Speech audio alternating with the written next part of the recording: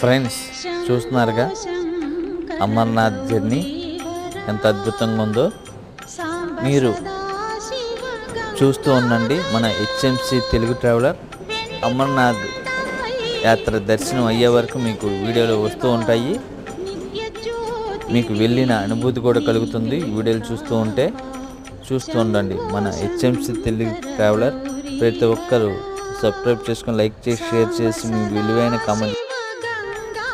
విలువైన కామెంట్లు తెలియజేయండి.